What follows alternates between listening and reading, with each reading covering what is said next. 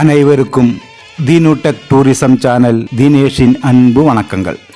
12 ஜோதிர்லிங்க கோவில்களையும் நீங்கள் வீட்டில் இருந்தபடியே தரிசிக்க ஒரு அருமையான வாய்ப்பு.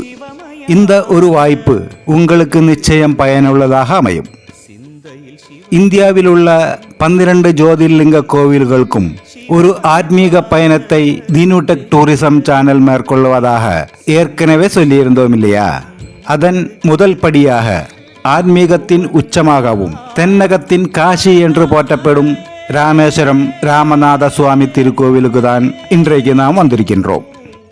கடல் ஓசைக்கு நடுவே முக்காலமும் உணர்ந்த இறைவனின் சந்நிதியில் நாம் இப்போது நிற்கின்றோம். 12 ஜோதிர்லிங்க கோவில்களையும் ஒருவரின் வாழ்க்கையில் தரிசிப்பதென்பது மிக பெரிய பாக்கியம். அந்த மிக பெரிய பாக்கியத்தை இதோ இங்கு ஆரம்பமாகிறது. ராவணனை வதம் செய்த பாபம் நீங்க ஸ்ரீராமர் அன்னை சீதையுடன் இணைந்து மணலால் லிங்கம் உருவாக்கி வழிபட்ட இத்தலம் ஆன்மீகமும் வரலாறும் சங்கமிக்கும் ஒரு அற்புதமான பூமி.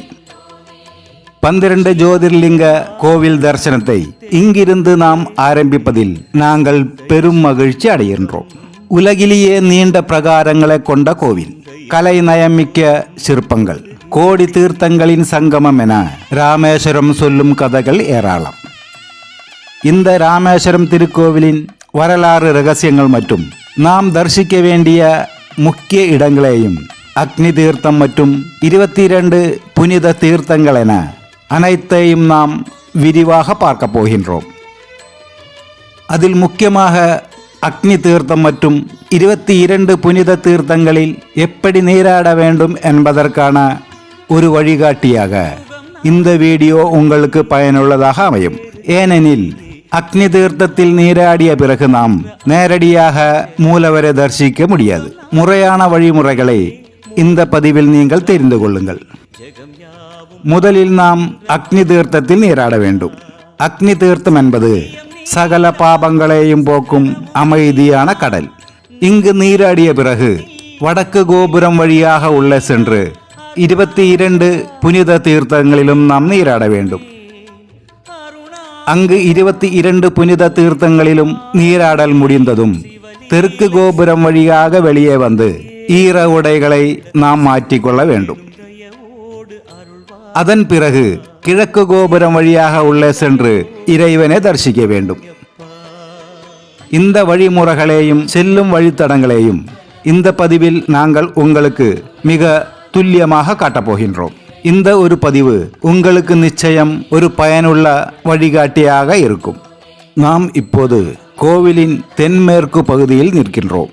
நாம் ரயில் நிலையத்திலிருந்தோ பேருந்து நிலையத்திலிருந்தோ ஆட்டோவில் வந்தால் பெரும்பாலான ஆட்டோக்களும் இங்குதான் நம்மை இறக்கி விடுவார்கள். இங்கு ஏராளமான கடைகளும் தங்கும் விடுதிகளும் உள்ளன. அது மட்டுமல்லாமல் பார்க்கிங் வசதியும் இங்கு உள்ளன. நீங்கள் 22 புனித தீர்த்தங்களில் நீராட திட்டமிட்டு இருந்தால் தங்கும் விடுதிகளை தெற்கு கோபுரத்தின் அருகிலோ அல்லது கிழக்கு கோபுரத்தின் அருகிலேயோ அல்லது இந்த பகுதியிலேயோ விடுதிகளை தேர்வு செய்ய வேண்டும். எதற்காக என்பது இந்த பதிவில் உங்களுக்கு நன்றாக புரியும். நாம் இப்போது தெற்கு கோபுரம் வழியாக அக்னி தீர்த்தக்கரைக்கு செல்ல இருக்கின்றோம்.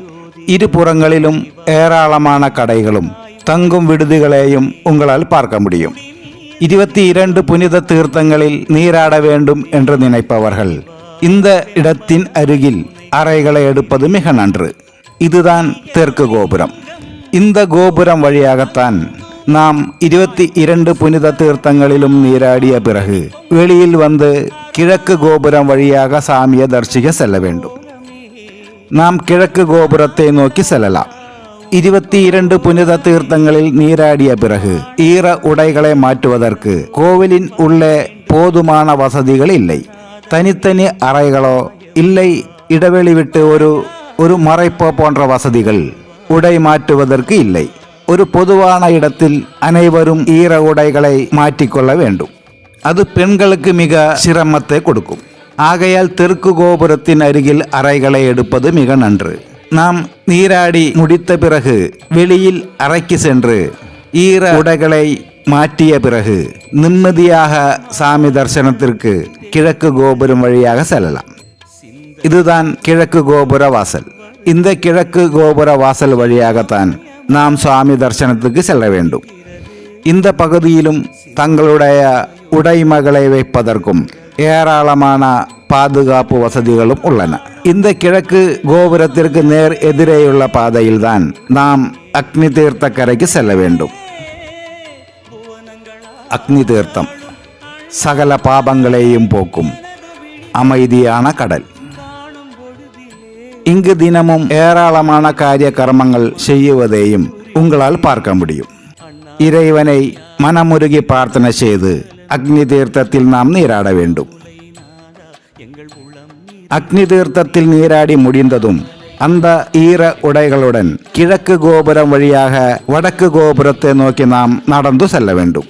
ஏராளமான பக்தர்கள் ஈர உடைகளுடன் வடக்கு கோபுரத்தை நோக்கி நடந்து செல்வதையும் நம்மால் காண முடியும். வடக்கு கோபுர வாசல் வழியாகத்தான் நாம் 22 புனித தீர்த்தங்களில் நீராடுவதற்கு செல்ல முடியும். இதுதான் 22 தீர்த்தங்களிலும் நீராடுவதற்கான கியூ ஆரம்பமாகும் இடம். இதுவழி நீங்கள் கோபுரம் வழி உள்ளே சென்றால் ஒருவருக்கு 25 ரூபாய் கட்டணம் வசூலிக்கப்பட்டு உங்களை உள்ளே அனுமதிக்கப்படுவார்கள். நீங்கள் அமைதியாக இறைவனை மனதில் நினைத்து கியூவில் அமைதியாக செல்ல வேண்டும். பிறகு 22 புனித தீர்த்தங்களிலும் நீராட வேண்டும்.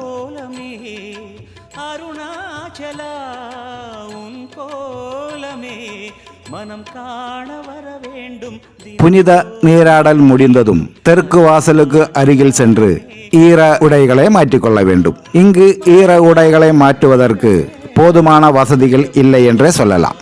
தனித்தனி அறைகளோ இல்லை ஒரு இடப்பட்ட மரப்போ இல்லாமல் பொதுவான ஒரு இடத்தில் நாம் ஈர உடைகளை மாற்றுவது போல் உள்ளது. அது பெண்களுக்கு மிக சிரமத்தை ஏற்படுத்தும். ஆகையால் இந்த தெற்கு கோபுர வாசல் அருகிலேயோ இல்லை கிழக்கு கோபுர வாசல் அருகிலோ அல்லது நாம் ஆட்டோ இறங்கிய பகுதிகளிலோ தங்கும் அறைகளை நாம் எடுத்தால் அங்கு ஈர உடைகளை மாற்றி நாம் கிழக்கு கோபுரம் வழியாக நிம்மதியாக சுவாமி தரிசனத்திற்கு செல்ல வசதியாக இருக்கும். இந்த கிழக்கு கோபுரம் வாசல் வழியாகத்தான் நாம் சுவாமியை தரிசிக்க செல்ல வேண்டும்.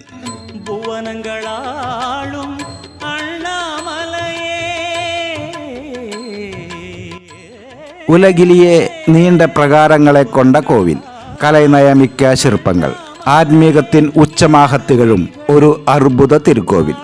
சிவபெருமானின் 12 ஜோதிர்லிங்க கோவில்களில் ஒன்றான ஒரு அற்புதமான திருக்கோவில். திருக்கோவிலின் அழகையும் பிரமாண்டத்தையும் வரலாறுகளையும் பல அதிசயங்களையும் நாம் அடுத்த பதிவில் பார்க்க இருக்கின்றோம்.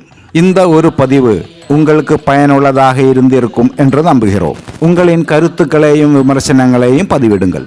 அடுத்த பதிவில் சந்திக்கும் வரை தினு டெக் டூரிசம் சேனல் தினேஷின் அன்பு வணக்கங்கள். தேங்க்ஸ் ஃபார் வாட்சிங். Bye by.